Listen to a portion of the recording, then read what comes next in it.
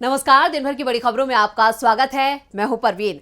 आज इस बुलेटिन में बात होगी छत्तीसगढ़ में राहुल गांधी की एंट्री से दबाव में आई बीजेपी की, अडानी को लेकर कांग्रेस के वार की, देश के नाम को बदलने पर अड़े मोदी के मंत्रियों की, एमपी बीजेपी में हुई बड़ी बगावत की, महुआ मोइत्रा को मिले नए फरमान की। इसके साथ ही देखेंगे कि जाने माने कार्टूनिस्ट इरफान की किस खबर पर पड़ी तिरछी नजर, और बुलेटिन के आखिर में बात शिंदे और बीजेपी के रिश्तों में आई खटास की। इसके साथ ही और भी कई बड़ी खबरों पर इस बुलेटिन में होगी चर्चा, लेकिन तमाम बड़ी खबरों से पहले एक नजर सुर्खियों पर।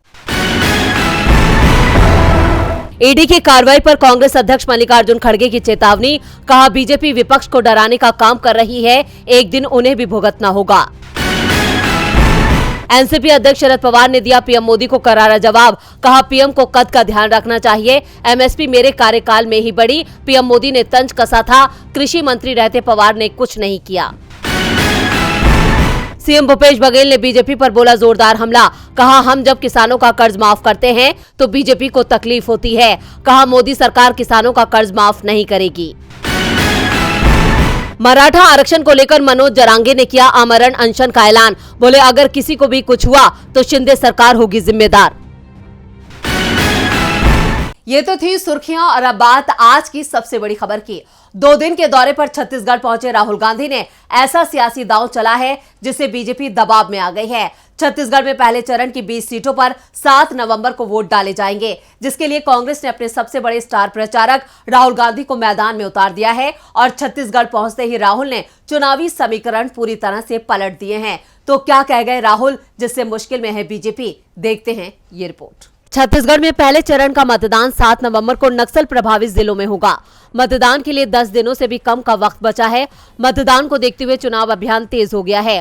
कांग्रेस की तरफ से छत्तीसगढ़ में राहुल गांधी ने मोर्चा संभाल लिया है। राहुल ने आज कांकेर और कोंडागांव जिले में रैली की। इस दौरान राहुल गांधी वो कह गए जिससे राज्य में बीजेपी की आफत आ गई है। राहुल ने कहा, और अब हम आपके लिए बहुत बड़ा कदम उठाने जा रहे हैं, जिसको हम केजी टू पीजी कहते हैं। केजी टू पीजी में, केजी टू पीजी के वायदे में केजी से लेकर पीजी तक छत्तीसगढ़ के सारे स्कूल और कॉलेजेस में छत्तीसगढ़ की जनता को मुफ्त में शिक्षा मिलेगी, 1 पैसा नहीं देना पड़ेगा। सरकारी स्कूलों में मुफ्त में आपको शिक्षा मिलेगी। तो देखिए, जो भी हम करते हैं, हम छत्तीसगढ़ की गरीब जनता के लिए, किसानों के लिए, मजदूरों के लिए, छोटे दुकानदारों के लिए करते हैं। राहुल के इस ऐलान से बीजेपी के होश उड़ गए हैं। इसी के साथ राहुल ने आगे कहा कि सरकार चलाने के 2 तरीके होते हैं। एक तरीका सबसे अमीर लोगों को फायदा पहुंचाया, दूसरा तरीका गरीब लोगों की मदद करो। कांग्रेस सरकार किसानों, मजदूरों, गरीबों और बेरोजगारों की मदद करती है, लेकिन बीजेपी सरकार सिर्फ बड़े उद्योगपतियों की मदद करती है। आपको बता दें कि बस्तर में बीजेपी का सूपड़ा साफ है। 12 की 12 सीटों पर कांग्रेस का कब्जा है। कांग्रेस ने इन 12 सीटों को अपने पास बरकरार रखने के लिए चुनावी मैदान में पूरी ताकत झोंक रखी है। अब राहुल गांधी भी मैदान में उतर चुके हैं, जिससे बीजेपी की बची कुची उम्मीदें भी खत्म हो गई हैं। राहुल के इस दांव से बीजेपी का खेल बिगड़ चुका है। इधर कांग्रेस ने मोदी का खेल भी बिगाड़ दिया है। कांग्रेस ने अडानी ग्रुप के बंदरगाह को लेकर बड़ा खुलासा किया है। कांग्रेस ने कहा है कि अडानी ग्रुप के बंदरगाहों से देश के सरकारी बंदरगाहों को नुकसान हो रहा है, और पिछले 10 सालों में अडानी समूह के बंदरगाह कारोबार में अंधाधुंध विस्तार हुआ है। क्या है पूरी खबर, देखते हैं ये रिपोर्ट। आज देश में सबसे ज्यादा बंदरगाहों पर अडानी की कंपनी का कब्जा है। अडानी ग्रुप के पास देश के 14 बंदरगाह और टर्मिनल बिल्डिंग है, और इनकी संख्या हर साल बढ़ती जा रही है, जबकि सरकारी बंदरगाह की संख्या सिर्फ 12 है। भारत की समुद्री सीमा करीब 5422 किलोमीटर है, यानी हर 500 किलोमीटर के दायरे में अडानी ग्रुप का बंदरगाह मौजूद है। और पिछले 9 सालों में इन बंदरगाह पर माल ढुलाई यानी कि कार्गो में तेजी से बढ़त भी देखी जा रही है। 10 साल पहले जहां देश के कुल कार्गो संचालन में अडानी ग्रुप का हिस्सा सिर्फ 9% था, वहीं अब ये 24% हो गया है और इसी दौरान सरकारी कार्गो का हिस्सा 4% घट गया है।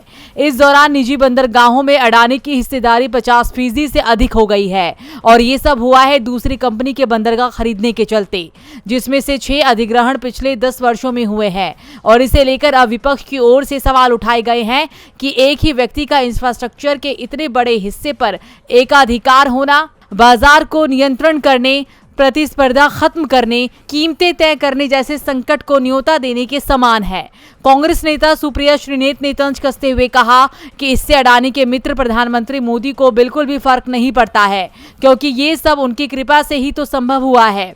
तो वहीं दूसरी ओर कांग्रेस महासचिव जयराम रमेश ने कहा कि बेशर्मी से एक महत्वपूर्ण राजनीतिक क्षेत्र का नियंत्रण अपने करीबी दोस्त, जिस पर आपराधिकता के गंभीर आरोप हैं, उसे ये सब सौंपकर प्रधानमंत्री ने खुद को और भारत को वैश्विक हंसी का पात्र बना दिया है। एक मित्र जिसके चीनी और अमीराती व्यक्तियों के साथ संदिग्ध संबंध है, जो न केवल ओवर इन्वॉइसिंग और स्टाफ हेरफेर में भी शामिल है। अडानी को लेकर एक बार फिर मोदी सरकार सवालों में है। सवालों में तो मोदी के मंत्री भी हैं। इंडिया गठबंधन के अस्तित्व में आने के बाद से देश का नाम इंडिया की जगह भारत करने की मांग जोर पकड़ती दिख रही है। अब पीएम मोदी के एक और मंत्री ने एक रिपोर्ट तैयार की है जिसमें देश का नाम बदलने की सिफारिश की गई है। इसको लेकर रेल मंत्रालय ने प्रस्ताव कैबिनेट को भेजा है। क्या है पूरी खबर, देखते हैं ये रिपोर्ट। 2024 लोकसभा चुनावों को लेकर 28 दलों के गठबंधन इंडिया बनने के बाद से पीएम मोदी से लेकर बीजेपी नेता काफी परेशान हैं। जो पीएम मोदी 2019 लोकसभा चुनावों में इंडिया के नाम पर वोट मांगते दिखते थे, अब उन्हें वोट फॉर इंडिया कहने से परहेज हो गया है। इंडिया शब्द में अब उन्हें गुलामी की मानसिकता दिखती है। विपक्षी दलों की गठबंधन से मोदी सरकार इस कदर डरी हुई है कि अब देश का नाम बदलने पर जोर दिया जा रहा है। अब इसी को लेकर रेल मंत्रालय ने केंद्रीय कैबिनेट को नोटिस प्रस्ताव भेजा है। इसमें इंडिया को हटाकर देश का नाम भारत करने की बात कही गई है। मंत्रिमंडल को भेजा गया ये इस तरह का पहला प्रस्ताव है जिसमें ये मांग उठाई गई है। खबरों की माने तो आने वाले दिनों में सरकारी कागजात में इंडिया की जगह भारत का इस्तेमाल बढ़ने वाला है। उन्होंने कहा है कि संविधान में इंडिया और भारत दोनों ही नामों का जिक्र है। ऐसे में अगर भारत का नाम का प्रयोग बढ़ाया जाता है तो इसमें कुछ गलत नहीं होगा। इस मामले को लेकर बीते कई दिनों से राजनीति भी गरमाई हुई है। इंडिया और भारत से जुड़े विवाद ने उस वक्त भी तूल पकड़ लिया था जब G20 डिनर के लिए भेजे गए न्योते पर प्रेसिडेंट ऑफ इंडिया की जगह प्रेसिडेंट ऑफ भारत लिखा था। ये निमंत्रण राष्ट्रपति द्रौपदी मुर्मू की तरफ से भेजा गया था। इतना ही नहीं, G20 में नेम कार्ड पर देश का नाम भारत ही लिखा था। हाल ही के दिनों में जो ऑफिशियल रिलीज सामने आई है उसमें भी भारत का बढ़ता इस्तेमाल देखा जा सकता है। NCERT की ओर से गठित समिति ने भी स्कूली पाठ्य पुस्तकों में इंडिया की जगह भारत करने की बात की गई है। इस सुझाव पर विपक्ष ने सवाल भी उठाए हैं। विपक्ष ने आरोप लगाया है कि बीजेपी इतिहास बदलना चाहती है और इसलिए ऐसे हताशा भरे कदम भी उठा रही है, क्योंकि उसे विपक्षी गठबंधन इंडिया से हार का डर सता रहा है। कांग्रेस के संगठन महासचिव KC वेणुगोपाल ने कहा कि इंडिया शब्द उतना ही गौरवशाली है जितना कि भारत, लेकिन मोदी सरकार एक पूरी पीढ़ी को उस शब्द से नफरत करने की शिक्षा देना चाहती है जिसके प्रति हम गर्व महसूस करते हैं। वेणुगोपाल ने आरोप लगाया कि नाम बदलना सिर्फ ध्रुवीकरण की कोशिश है। इंडिया से मोदी की बढ़ती नफरत कहीं उन पर भारी न पड़ जाए। इधर MP में नेताओं की बगावत बीजेपी पर भारी पड़ती दिख रही है। मध्य प्रदेश में अब नामांकन भरने का काम अंतिम दौर में चल रहा है। कांग्रेस सभी सीटों पर तो बीजेपी ने 228 सीटों पर उम्मीदवार घोषित कर दिए हैं। 2 सीटों पर उम्मीदवार अभी तक घोषित नहीं हुए हैं। बीजेपी की 5वीं सूची आने के बाद पार्टी में बगावत के सुर सुनाई देने लगे। वैसे बगावत तो पहली सूची आने के साथ ही शुरू हो गई थी, लेकिन अब इसका दायरा बड़ा हो गया है। मध्य प्रदेश में वोटिंग को अब 3 सप्ताह का भी समय नहीं बचा है। 17 नवंबर को मतदान होना है। बीजेपी गुना और विदिशा की सीट को छोड़कर सभी पर उम्मीदवारों के नाम का ऐलान कर चुकी है। इन सीटों पर ज्यादा दावेदार होने के चलते पार्टी मुसीबत में दिख रही है। गुना सीट से तो बीजेपी के 8 दावेदारों ने नामांकन तक भर दिया है, तो विदिशा में भी हालात अच्छे नहीं है। बीजेपी की जब 5वीं सूची आई तो उसके बाद पार्टी के अंदर बगावत तेज हो गई थी। पहले करीब 30 सीटों पर बगावत की गूंज सुनाई दे रही थी और नामांकन का अंतिम दिन करीब आते आते इसकी संख्या 2 गुने से ज्यादा हो गई है। 70 से ज्यादा सीटों पर पार्टी उम्मीदवार के खिलाफ बीजेपी में बगावत हो गई है। हालात ये हैं कि हर तीसरी सीट पर बीजेपी का बागी मैदान में दिखाई दे रहा है। पार्टी नेताओं में टिकट कटने का गुस्सा दिखाई दे रहा है। बीजेपी ने 32 सीटों पर विधायकों के टिकट काटे हैं और इसमें से करीब 10 विधायक बगावत कर चुनाव लड़ते दिख रहे हैं। 15 सीटों पर पूर्व विधायक और पूर्व मंत्री चुनाव मैदान में दिखाई दे रहे हैं, जो पार्टी उम्मीदवारों की परेशानी बढ़ा रही है। बीजेपी के बागियों को सभी दलों ने टिकट दिया है। सपा, बसपा और आप तीनों में बीजेपी के बागी उम्मीदवार बनकर अपनी पार्टी को नुकसान पहुंचाते दिखाई दे रहे हैं। मुरैना, अटेर, भिंड, लाहार, जबलपुर, उत्तर महेश्वर, चाचौड़ा, श्योपुर पूर्व समेत कई सीटों पर विरोध दिखाई दे रहा है। मुरैना जिले में पूर्व मंत्री रुस्तम सिंह बीएसपी में चले गए। विजयपुर से सीताराम आदिवासी का टिकट काटा तो यहां पर 55,000 सहरिया आदिवासियों का वोट बीजेपी के हाथ से खिसकता दिख रहा है। बीजेपी में मचे इस घमासान ने मोदी और शाह की चिंता बढ़ा दी है। चिंता तो महुआ मोइत्रा ने भी बीजेपी की बढ़ा दी है। कैश फॉर क्वेरी मामले में संसद की एथिक्स कमेटी ने महुआ को समन भेजा। वहीं इस समन को लेकर भी महुआ ने बड़ी मांग रखी है। क्या है पूरा मामला, देखते हैं ये रिपोर्ट। कैश फॉर क्वेरी मामले को लेकर बीजेपी सांसद निशिकांत दुबे और टीएमसी सांसद महुआ मोइत्रा के बीच जंग थमती नहीं दिख रही है। दोनों एक दूसरे पर वार पलटवार कर रहे हैं। संसद की एथिक्स कमेटी इस मामले की जांच कर रही है और कमेटी की ओर से महुआ को 31 अक्टूबर को उनके सामने पेश होने का आदेश दिया गया था, लेकिन महुआ ने एथिक्स कमेटी को पत्र लिखा और कहा कि वो 31 अक्टूबर को पेश नहीं हो पाएंगे, उन्हें 5 नवंबर के बाद की तारीख दी जाए। अब कमेटी ने महुआ को राहत दी है, लेकिन उनकी बात को पूरी तरह से नहीं माना गया है। महुआ को अब एथिक्स कमेटी ने 31 अक्टूबर की जगह 2 नवंबर को पेश होने के लिए कहा है। वहीं महुआ ने एक इंटरव्यू में कैश फॉर क्वेरी मामले में अपने ऊपर लगे सभी आरोपों को खारिज कर दिया है। उन्होंने कहा है कि आरोप तो कोई भी लगा सकता है, लेकिन उसको साबित करने की जिम्मेदारी हमेशा शिकायतकर्ता की होती है। इसके साथ ही महुआ ने कबूल किया है कि उन्होंने दर्शन हीरानंदानी को अपना संसद लॉगिंग और पासवर्ड दिया था। मोइत्रा ने कहा कि ऐसा कोई नियम नहीं है कि किसके पास लॉगिंग हो सकता है, कौन कर सकता है और कौन नहीं।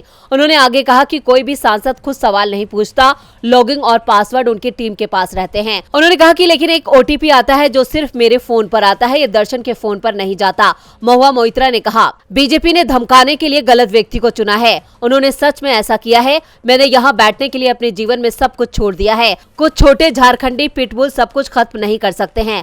मैं सच के लिए लड़ना जारी रखूंगी और आप देखेंगे कि 2024 में क्या होता है। महुआ हार मानने को तैयार नहीं है। इधर फिलिस्तीन और इजराइल भी हार मानने को तैयार नहीं है। गजा में युद्ध विराम के प्रस्ताव को संयुक्त राष्ट्र से मंजूरी मिल गई है। इसके पक्ष में 120 वोट पड़े, जबकि केवल 14 देशों ने ही इस प्रस्ताव का विरोध किया। वहीं 45 देशों ने इस प्रस्ताव पर अपना मत नहीं दिया। भारत ने इससे दूरी बना ली, जिसके बाद विपक्ष ने सरकार के खिलाफ मोर्चा खोल दिया है।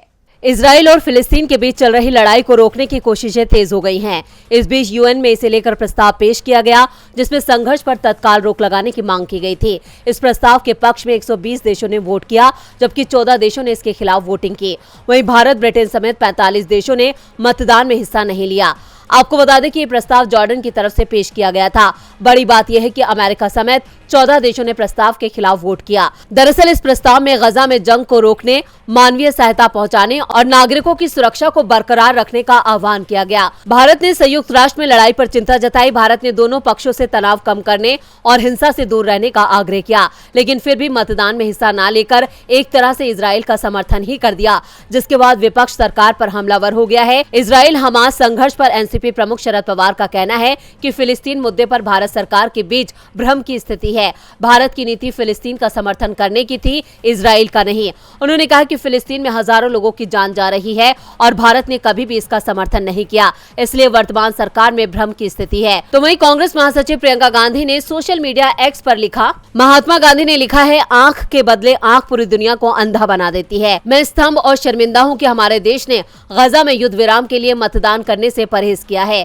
देश की स्थापना अहिंसा और सत्य के सिद्धांतों पर हुई थी, जिन सिद्धांतों के लिए हमारे स्वतंत्रता सेनानियों ने अपने जीवन का बलिदान दिया। ये सिद्धांत संविधान का आधार है, जो हमारी राष्ट्रीयता को परिभाषित करते हैं। तो वहीं आरजेडी प्रमुख लालू प्रसाद यादव ने एक्स पर लिखा, ये पहली बार है जब भारत ने मानवता, युद्ध विराम और विश्व शांति के विषय पर सबसे आगे रहने के बजाय ढुलमुल रवैया अपनाया।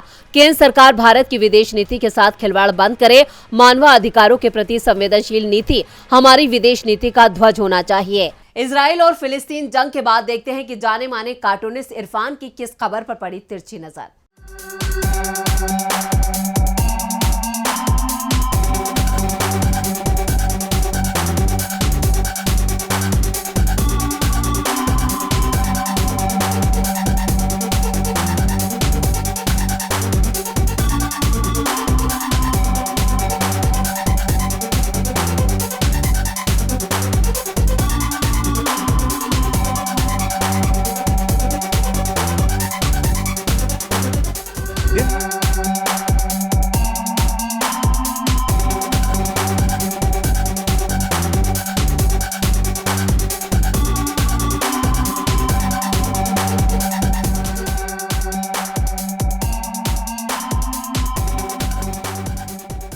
इसराइल ने भारत से कहा कि वो हमास को आतंकी संगठन घोषित करे।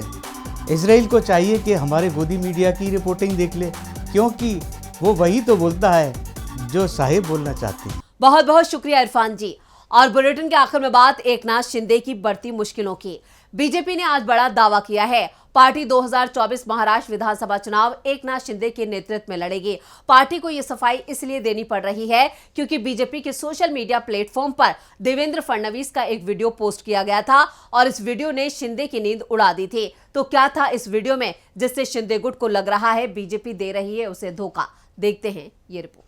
महाराष्ट्र बीजेपी अध्यक्ष चंद्रशेखर बावनकुले दावा कर रहे हैं कि अगले साल जब राज्य में विधानसभा चुनाव होंगे तो एनडीए का नेतृत्व देवेंद्र फडणवीस नहीं करेंगे, बल्कि एकनाथ शिंदे के नेतृत्व में एनडीए चुनाव लड़ेगा। लेकिन महाराष्ट्र बीजेपी के एक्स हैंडल पर डिप्टी सीएम देवेंद्र फडणवीस का जो वीडियो पोस्ट किया गया था वो दूसरी ही कहानी कह रहा है। इसमें फडणवीस ने कहा था, मैं नए महाराष्ट्र के निर्माण के लिए फिर से वापस आऊंगा।